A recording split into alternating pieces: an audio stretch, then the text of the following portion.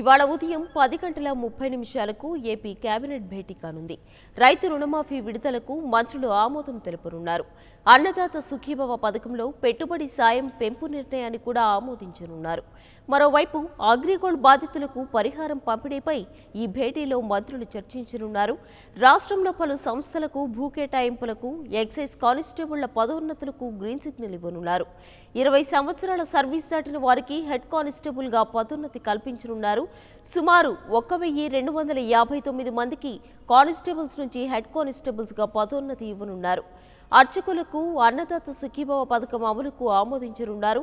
అర్చకులకు పూర్తి హక్కుల కల్పనపై లా కమిషన్ ప్రభుత్వానికి ఇచ్చిన నివేదికపై కేబినెట్లో చర్చించనున్నారు. For more updates, please subscribe 99 TV Telugu.